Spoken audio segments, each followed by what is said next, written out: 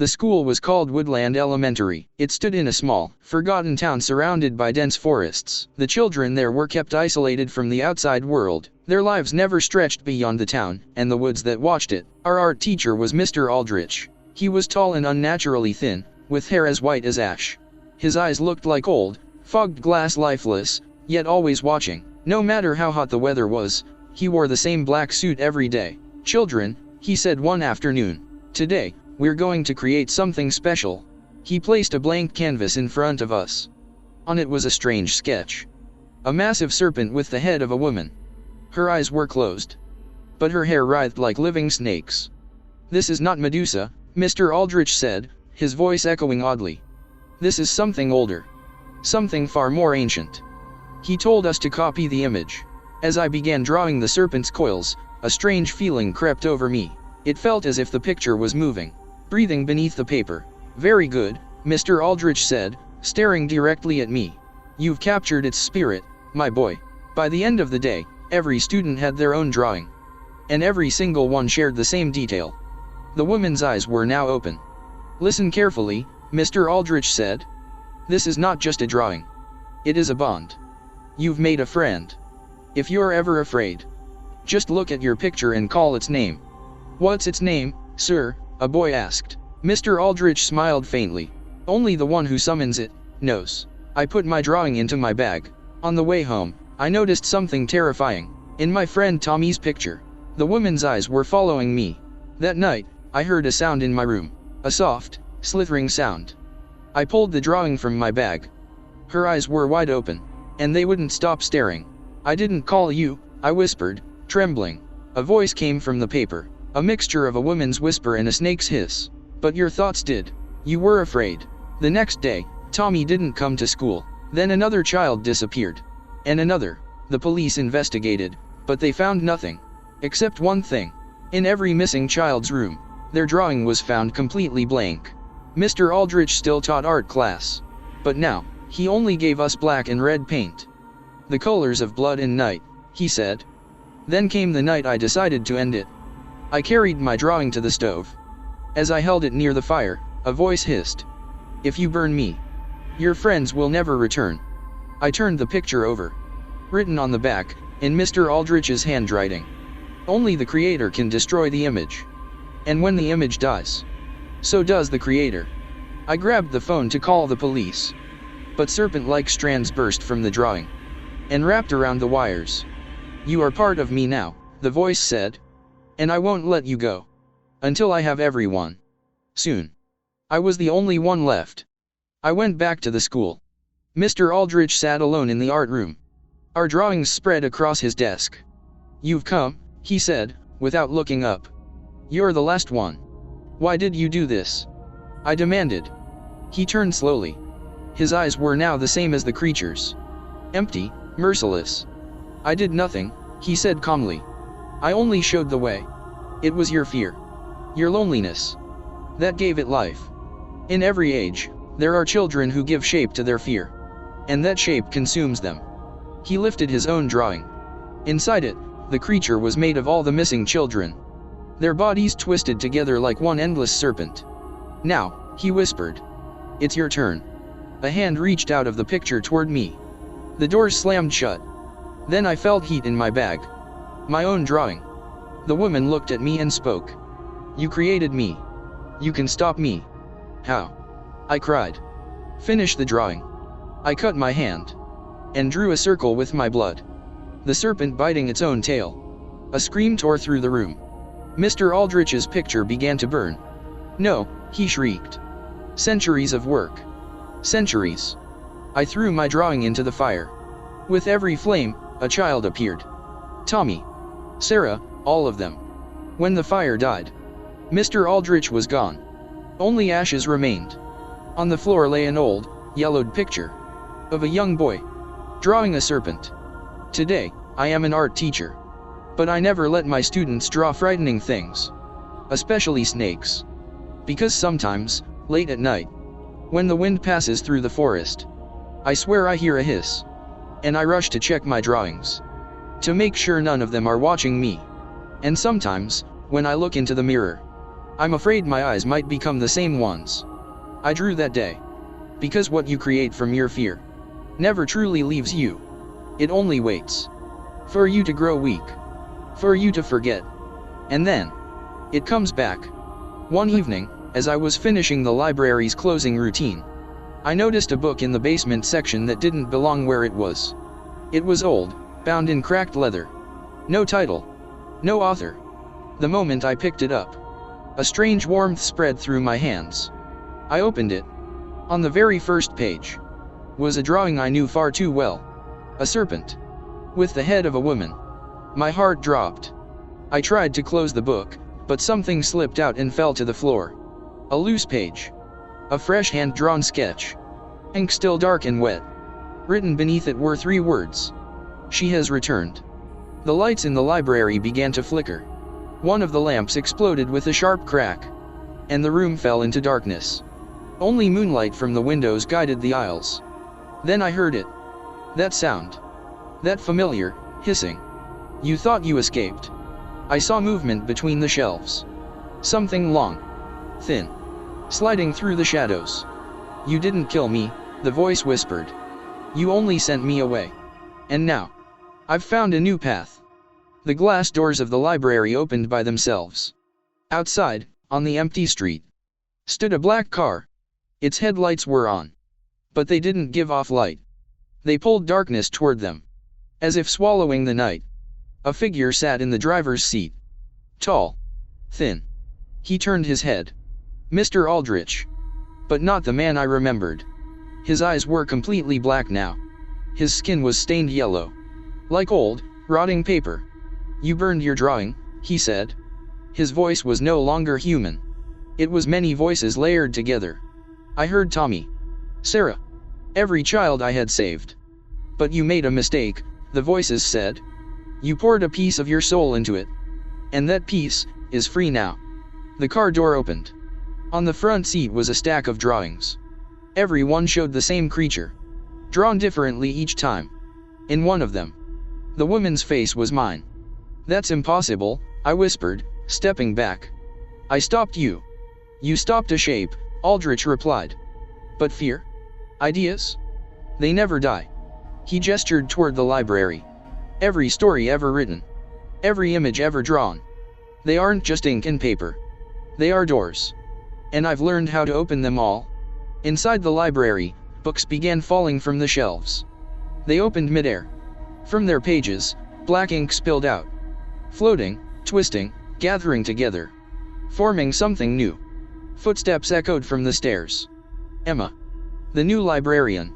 She stood there silently, holding a sketchpad. Her eyes were empty. She's drawing for me, Mr. Aldrich said calmly. A new image. Stronger. Hungrier. Emma lifted the sketchpad. On it was a massive serpent. But instead of a head, it had an entire city. Buildings formed its teeth. Roads twisted into its tongue. Everyone who reads about it, who thinks about it, will feed it, Aldrich said. And today, everyone reads everything. I felt something moving in my hands. I looked down. Black lines were spreading across my palms. The same pattern. The same serpent. It's already begun, Aldrich smiled. His mouth stretched too wide. Unnaturally wide. You carried it inside you when you burned it. And now, it's growing. The shadows on the walls began to move. They merged together, forming a massive, skin-like shape that covered the room. Look, Aldrich whispered. It's no longer just an image. It's an idea. A virus. And I'm going to spread it. Emma raised her pencil. She drew a line in the air. The line stayed there. Solid, black, hanging in space. I reached into my pocket. I felt it. An old pencil I always carried. I gripped it tightly. Pain shot through my hand. Sharp, cracking, like bone breaking. What are you going to do? Aldrich asked, suddenly uneasy. You can't kill your own creation. You're right, I said quietly. I can't kill it. I drove the pencil into my palm. Blood spilled. Warm, dark red. But I can change it. I began drawing on the floor with my blood. A new image. A new serpent. But this one was biting its own tail. A loop. A circle with no beginning. And no end. Stop. Aldrich screamed. You don't know what you're doing. But I did. I always had. The lesson of my old art teacher. The one I never forgot. Whatever you create takes a piece of you with it. The bloodlines began to glow. A faint white light spread across the floor. Emma's drawing recoiled. The paper burned. The car's headlights shattered outside. No. Aldrich screamed. I was so close. So close. I drew the final line. My blood was draining. Weakness spread through me. But the image was complete. There was an explosion. But instead of sound, there was silence. Deep. Absolute. Then everything returned to normal. Books back on shelves. Lights on. Emma sat on the floor, confused, holding a blank sketchpad. Outside, the street was empty. Only the smell of something burned remained. Old paper and ash. I looked at my hand. The wound was gone. In its place, a circular mark. A serpent biting its own tail. What happened? Emma asked, her voice shaking. Nothing, I said, standing up. Just an old story, ending. But I knew that wasn't true. Because stories never end. They only change. And some stories, like some serpents, survive by consuming themselves. The next day, I quit. I left the library. Mr. Aldrich was gone. But the idea? It remained. In Emma's sketchpad. In the mark on my hand. In every book that ever spoke of monsters. Now I live in a small town. I don't make art. I don't visit libraries. But at night, when the wind blows, I swear I hear hissing.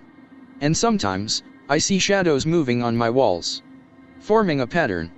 A familiar one. Because when you create a story, it never truly ends. It waits. For a new reader. A new writer. A new nightmare. And I know that one day, somewhere, another child will draw a picture. A serpent. With the head of whatever they fear most. And the shadows will begin to move again. I built my new house on the edge of a small village. The trees here are dense. The people are few. Every morning, I wake up, look at the forest, and try to convince myself they're just trees, not shadows. Today, the mailman delivered a package. No return address. No sender's name. Just my old name. The one I abandoned years ago. My hands trembled as I opened it. Inside was an old sketchbook. Leather-bound. Rough. Worn like it had been held too many times. I opened it. The first page was blank. The second too. The third. Then suddenly, in the center of the page, a blot of ink appeared. As if someone had spilled it. But it spread. It shaped itself into a serpent. I tried to close the book. But the pages were stuck together. Sealed. And then I heard it. Not a sound. A sensation. An itch at the back of my mind. Like something crawling into my thoughts. A hiss came from the book. You thought you trapped me. You thought you made a loop. I looked out the window. At the edge of the forest, a black car was parked. Empty. The driver's seat was vacant. You created me with your blood. Your blood. Your thoughts. They are still mine. The pages began turning on their own. Each page held a new drawing. The same serpent. Wrapped around trees. Coiled around a house. Emerging from inside a human body. On the final page, words appeared. Every prison is a door. Every door is an opportunity. I looked toward the fireplace. The logs were ready. I lifted the book. If you burn me, the voice whispered, I will only grow stronger. Every flame sends me somewhere new. I stopped. A pause. Good, the voice said softly. You still understand. Outside, the car's engine started. No driver. The headlights turned on. And slowly, the car began moving. Not away. It started circling my house. Over and over. A perfect loop. There was a knock at the door. I looked. No one stood there. Only a white envelope on the floor. Inside was a drawing. Made by a child. Colored pencils. A serpent smiling. Playing with children. Written beneath it. Thank you. Mr. Aldrich taught us. On the back of the envelope was an address. Woodland Elementary School. The same school. The one that closed 30 years ago. Below the address, a note. Reopening soon. Under new leadership. I looked closer at the drawing. Every child's eyes were closed. The car kept circling. Each pass, the headlights grew brighter. And every time it crossed my doorway, I saw something new in the driver's seat. It was no longer empty. A figure sat there. Blurry at first. But with each loop, it became clearer. It was me. My face. My eyes. Smiling. A smile I had never made. The book snapped open. On the final page, a single word appeared. Welcome. Another knock at the door. This time, harder. I opened it. Emma stood there. The librarian. But her eyes. They were completely black. Filled with ink. They're calling for you, she said. Her voice was flat. Empty. Who? I asked. The children, she replied. The ones who still have nightmares. The ones who still draw scary things. They're looking for a new teacher. She held out her hand. On her palm was the same mark as mine. A serpent biting its own tail. We found you. Behind her, the car stopped. The driver's door opened. A hiss drifted out. Emma smiled. Class is about to begin, she said. Are you ready? And that's when I felt it. My lips. They were smiling. On their own. The smile stayed on my lips. Stuck there. As if some unseen force was pulling them upward. I raised my hands. Touched my face. My fingers reached my mouth. They were trembling. They were smiling. No, I said. But my voice came out as a dry rasp. Barely human. This isn't me. Emma tilted her head. There was nothing in her black eyes. No reflection. No emotion. Just two endless wells. But it is you, she said calmly. You always wanted this, didn't you? To create something alive. Something real. It isn't alive, I whispered. It's a disease. Creation and destruction, she replied, stepping closer. Are just two sides of the same coin. You tried to destroy it. But the artist inside you survived. He still wants to create. The hissing from the car grew louder. My reflection sitting in the driver's seat reached a hand out toward me, inviting me in. No. I tried to scream. But the sound died in my throat. Then the book, still open on my table, began to shake violently. Its pages flipped on their own, as if a storm was trapped inside it. And on every page, the serpent moved, coiling, crawling, slithering off the flat surface of the paper. One page tore. Something black and thin pushed through, like a finger. Then another. I rushed forward, trying to slam the book shut. It wouldn't close. The cover was hot, pulsing, like a living heart. Stop fighting it, Emma said. For the first time, there was emotion in her voice. Hunger. Look how beautiful it is. Pure creation. Uncontrolled. Unbreakable. The car engine roared. My reflection was no longer blurred. He was clear now. Solid. He looked at me and smiled. Not a cruel smile. A joyful one. A happiness I had never known. I looked around my house. This was supposed to be my refuge. My safe place. But shadows were moving along the walls. Crawling toward each other. Merging. Forming a massive shape that covered the room. A serpent. Endless. I looked at the mark on my hand. It was pulsing. Like a heartbeat. This can't end, I whispered. It can't end because I never let it. And suddenly, I understood. When I used my blood to trap it, I didn't imprison it. I bound it to myself. Forever. I made it part of my body. My thoughts. My fear.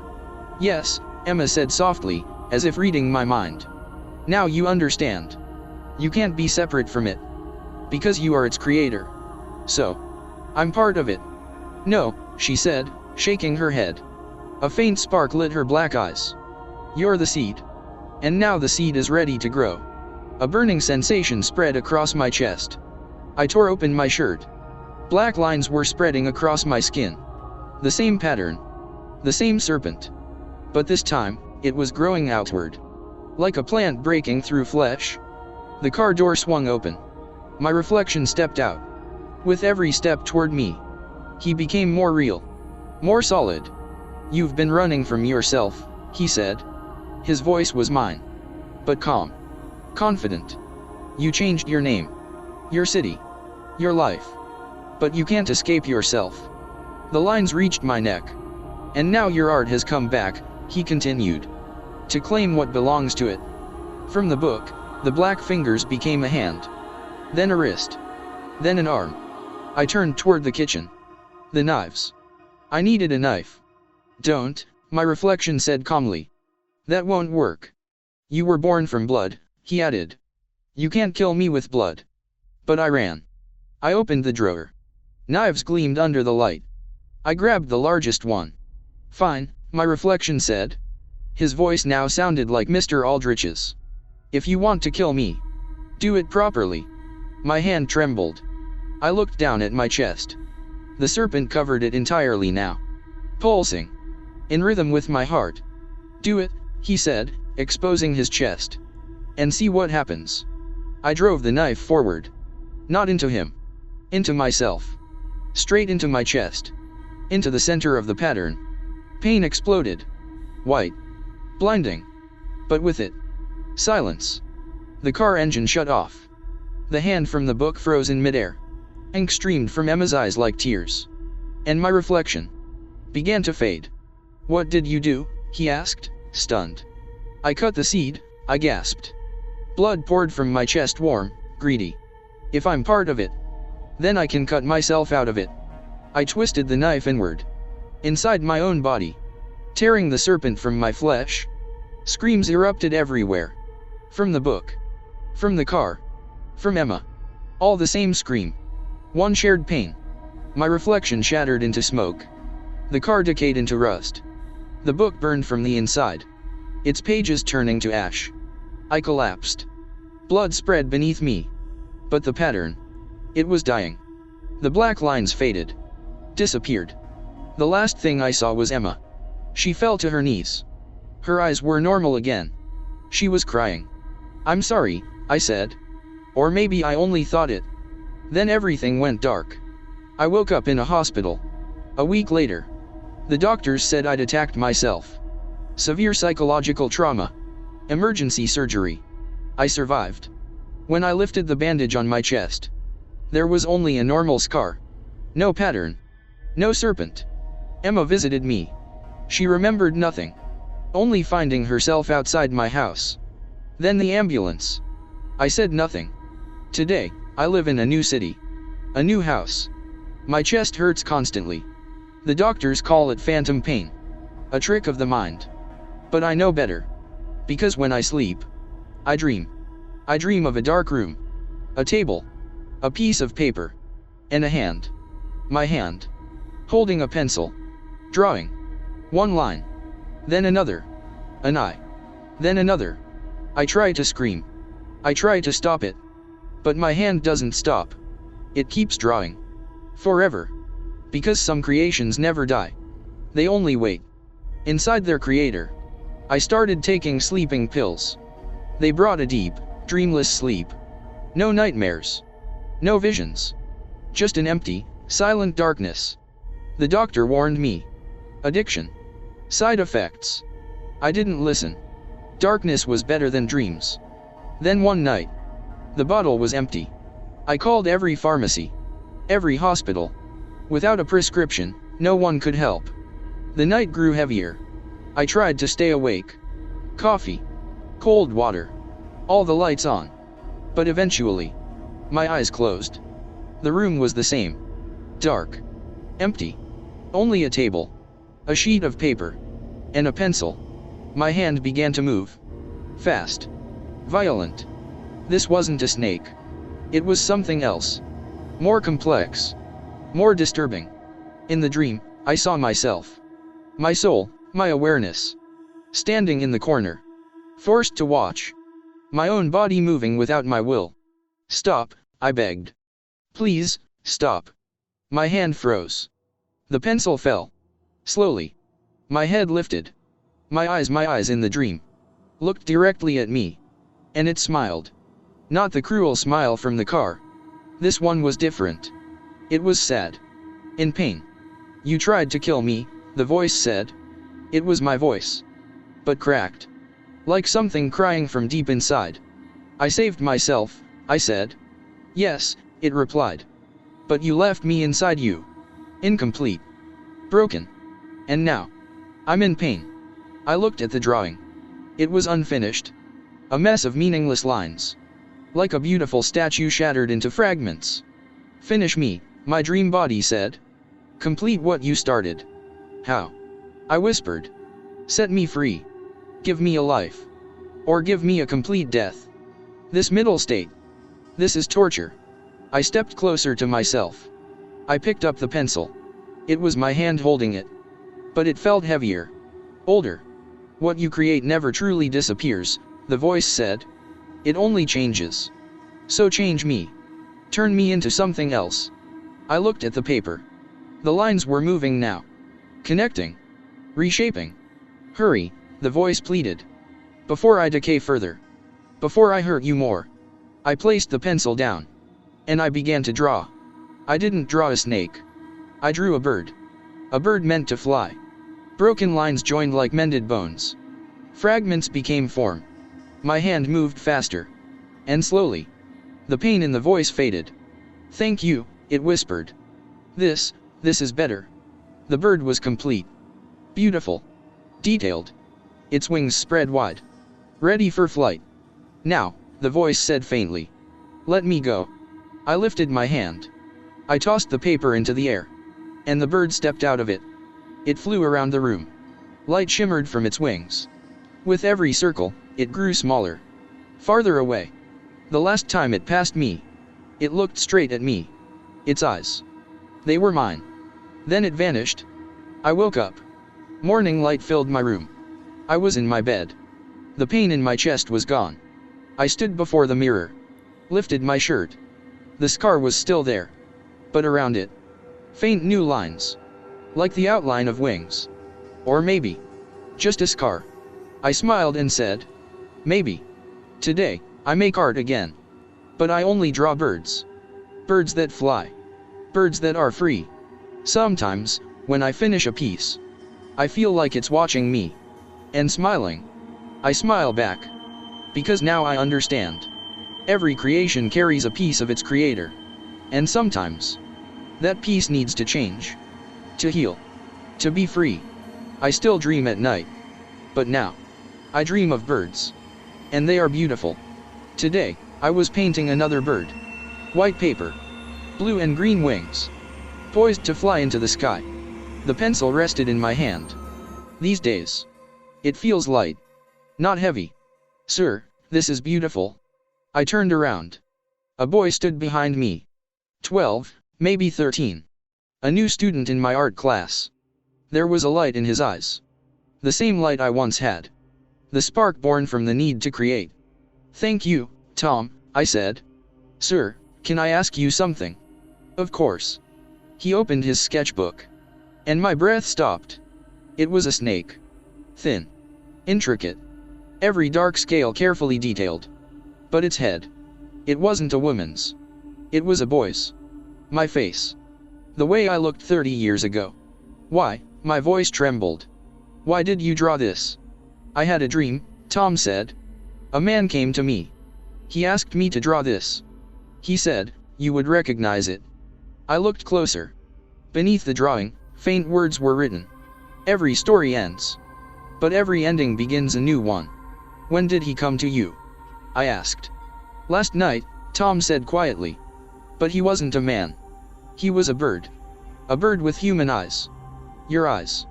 A soft chirping came from the window. I turned. A small bird sat on the stone ledge outside. Its feathers shimmered. It was watching me. That's him, Tom whispered. That's the bird. The bird tilted its head. Then tapped the glass. Once. Twice. 3 times. He wants to come in, Tom said. No, I said quickly. Don't open it. But Tom was already moving. I reached for him. Too late. The window opened. The bird flew inside. It didn't land. It hovered in the air. From its wings, tiny particles of white light began to fall. They gathered on the floor, forming a shape. A human shape. And then, he stood there. My reflection. My age.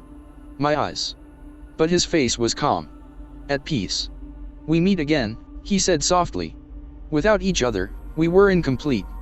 Why did you ask him to draw it? I asked. Because this is your completion, he replied. You changed me. Gave me freedom. But you never fully left that place. That fear. He pointed to Tom's drawing. This is your next step. Do you still fear yourself? I looked again. My face on the snake's body. But this time, there was no terror. Only acceptance. If you complete it, my reflection said, you accept your past. And only then are you truly free. Tom held out his pencil to me. Sir, this is yours. I looked at it. An old pencil. The kind we used in school. What should I draw? I asked. Whatever you choose, he smiled. This is your creation. Your ending. Or your beginning. I lifted the pencil. Without touching the paper. I drew a line in the air. The line stayed. A glowing white stroke. I drew another. Then another. I didn't draw a snake. I drew a bridge.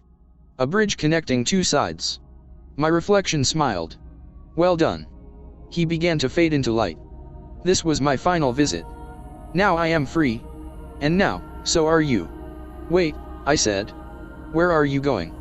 Where all stories go, he replied. All dreams. All creations. To the world of memory. And possibility. As he vanished, he spoke one last time. When a child draws something frightening, teach them to draw a bridge. A bridge between fear and hope. He was gone. Only Tom and I remained. And the drawing. Now mine. Sir, Tom asked softly. What do I do now? I saw it in his eyes. Fear. Curiosity. The same question I once carried. Come, I said, handing him the pencil. Show me a new drawing. Anything you want. He took the pencil. A fresh sheet of paper. And began to draw. A bird. Not a snake. I smiled. Maybe. Maybe it was finally over. Or maybe it was a new beginning. Outside the window, the bird began to sing. And this time, there was no hiss in its voice. Only a sweet, free song. A year passed. Morning light slips gently into the art studio. Canvases cover the walls. A quiet story told in color. These days, I paint only two things. Birds. And bridges. Birds ready to fly. Bridges meant to connect what was once apart. Tom is my regular student now. Exceptionally talented. But I gave him one strict rule. No frightening forms. No snakes. No strange creatures. One afternoon, he approached me. Sir, I made something new. I looked. It was a bridge. But beneath it, reflected in the water, was something wrong. A blurred shape. Serpentine. Tom. I know, sir, he said quietly. You told me not to. But it keeps coming to me. Every night. In my dreams. I stepped closer. The reflection moved. As if the water itself was breathing. When did you paint this? I asked. Last night, he said, twisting his fingers. While I was asleep. I looked at his hands. Paint stains. Blue. Green. Like water. What do you mean, while you were asleep? I woke up. I painted it. Then I went back to bed. I only remember the dream. An old school. And a teacher. My heart stopped. What did he look like? Tall. Thin. White hair. He said this was the final theme. I turned the canvas over. On the back an address. Woodland Elementary. Tom, I said, unable to hide the fear in my voice. You must never go there. But sir, the school is closed, he said. I checked. It's just ruins now. Still, I said. Give me the painting. Why? Because. I tried to lie. But the truth was already on my face. Because it isn't safe. He handed it to me. His hands were shaking. Sir, are you okay? You look pale. I'm fine, I said. Go home for today. Rest. After he left, I placed the canvas before me. I watched it burn. Turn to ash. But as the fire touched it, I heard a sound. Not a hiss. A cry. Soft. Painful. From the ashes, white smoke rose. It formed a shape. A bird. But it was burning. Flames poured from its wings. You promised, the voice said. My voice. But burning. You said you would free me. I did, I whispered, tears filling my eyes. I made you a bird. But you left your part behind, it said. Your fear. Your guilt. Your memories. You bound them to me. And now. I burn inside them. The smoke spread. Covered the walls. And memories appeared. Mr. Eldritch's room. Children's drawings. The car. The book. Emma. Every time you burn something, the voice said, you make me stronger. Because you cannot burn yourself. What do I do? I screamed. What do I do? Come, the voice said. Come and see. One last time. The final picture. The smoke wrapped around me. And suddenly, I was there. The ruins of Woodland Elementary. But they weren't ruins. The school stood whole. Exactly as it was 30 years ago. The door was open. Inside, the art room lights were on. I stepped in. Mr. Eldritch sat at the desk. But it wasn't him. It was me. My age. My clothes. My face. Come in, he said. We've been waiting. We? I asked. He raised his hand. Every desk was filled. Children sat there. All staring at me. Every face. Mine. Different ages. Childhood. Teenage years. Adulthood. These are all you, the teacher said. Every version you abandoned. Every path you didn't take. I didn't abandon you, I said. I changed you. Changed. A small boy stood up. Only one part. You locked the rest of us here. We're alone, said a teenage version of me, anger in his eyes. And we don't want to be. The teacher stood. He walked toward me. You have two choices. Leave us here. Forever. And we will return. In your dreams. In your art. Through your students. And the second choice. Take us with you. Join us. Become whole. I looked around. This was my fear. My failures. Every moment I chose fear over courage. If I join you, I asked. What happens? You become complete, he said. But you won't be the same person. Your art will change. Your relationships will change. Everything will change. Is that bad? He smiled. My smile. Deep. Unsettling. No, he said. Just, different. I reached out my hand. Then I stopped. I thought of Tom. His drawing. His dream. No, I said. I won't join you. The teacher's smile faded. Then you leave us trapped. No, I said. I will free you. But not by taking you with me. He tilted his head. Then how? I looked around the room. At the easels. At the empty canvases.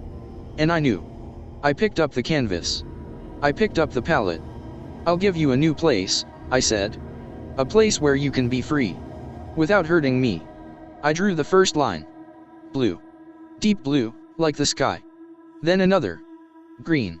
Fresh, like a forest after rain. I began to create a world. A new world on paper. Clouds. Mountains. Rivers. Trees. A place where everything felt calm. What is this? The small boy asked, his eyes shining.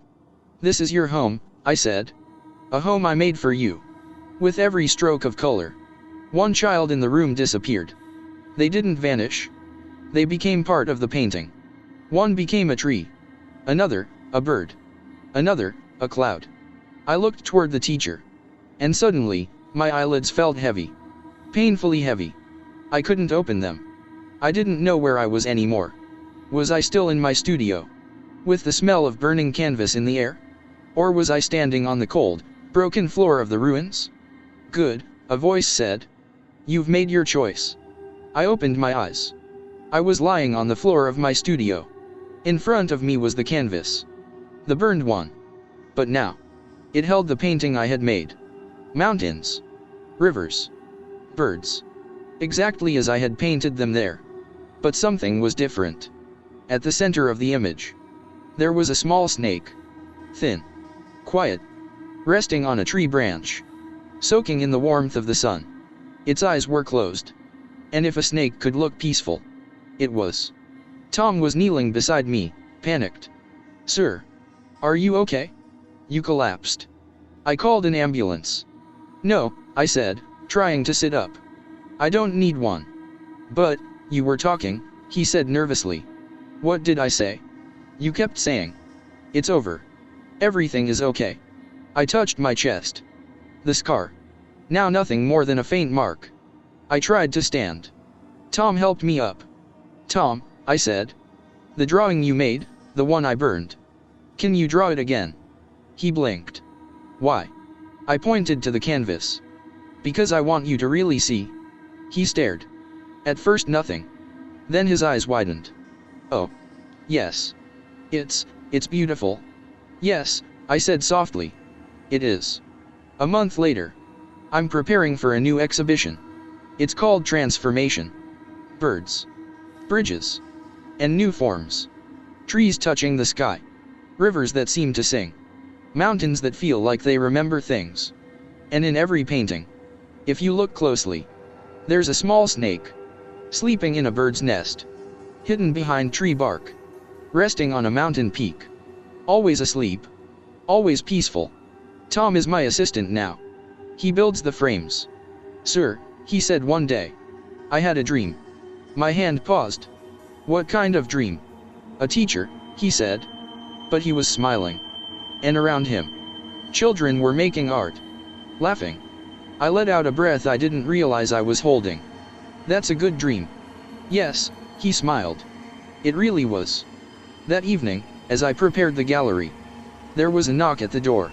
Emma stood there, smiling. Her eyes were clear. Bright. "I heard about your exhibition," she said. "I wanted to see it." "Come in." She walked slowly, stopping at every painting, taking her time. At the last one, she stood for a long while. A massive bridge. On one side, darkness and fear. On the other, light and hope. And in the middle of the bridge, a small snake, sleeping. "This," she said softly. "Yes. It's complete." "Yes." She looked at me. "I've started too," she said. "Teaching art to children." "That's good." She nodded. On her palm, the mark was still there. But faint. Just a line. "It's over, isn't it?" she asked. I thought carefully. "No," I said. "Not over. Just asleep." And I knew it was true. Because fear never truly ends. Memories never disappear. The past never vanishes. It only changes. It sleeps. And sometimes, on certain nights, when the moon is full, or the air smells a certain way, it wakes up. Just for a moment. Then it sleeps again. Because that is life.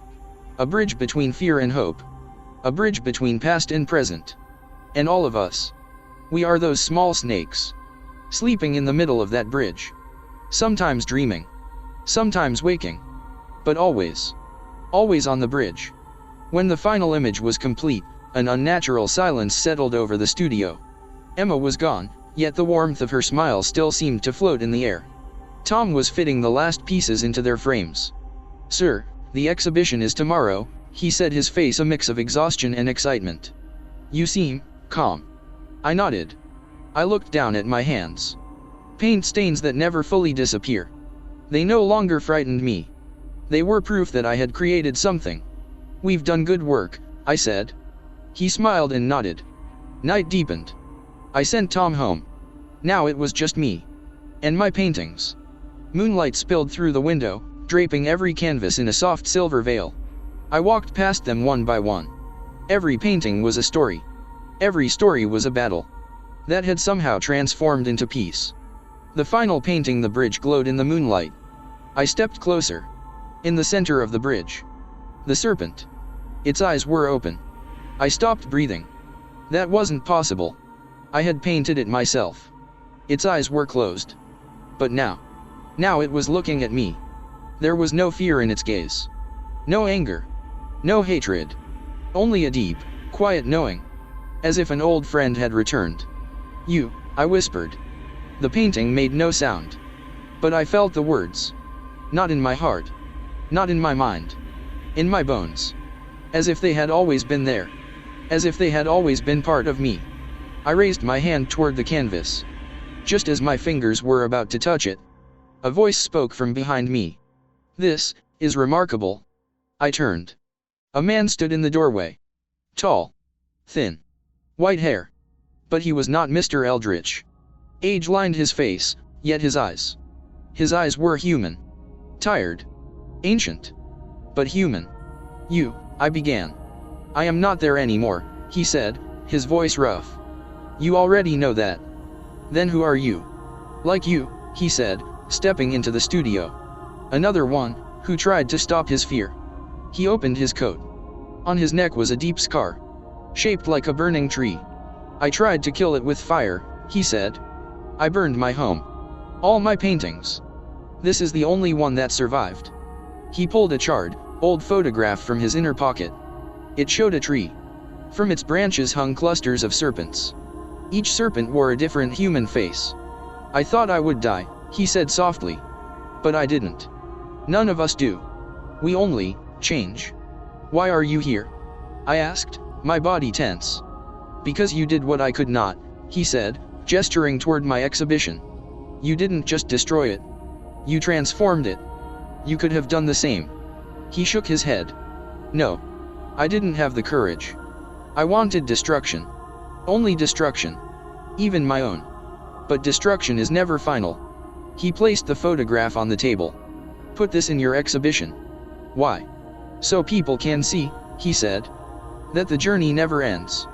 That we are all part of it." Then he turned toward the door. "Wait," I said. "What's your name?" He paused.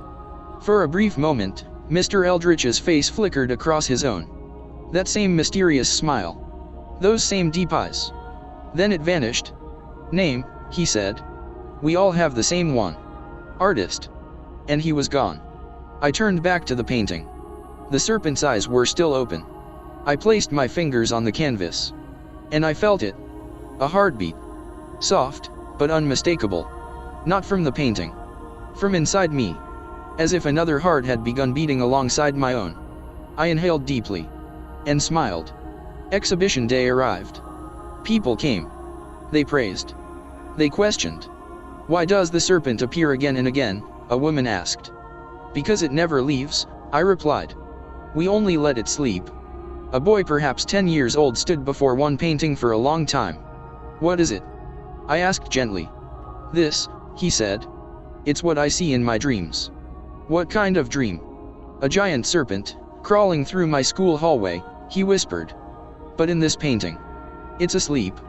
I placed a hand on his shoulder. "You can let it sleep too." "How?" "By changing it. By thinking of it as a friend. Not an enemy." He looked at me, a spark of hope in his eyes. "Can I draw it?" "Of course," I said. "Just remember, whatever you create becomes a part of you.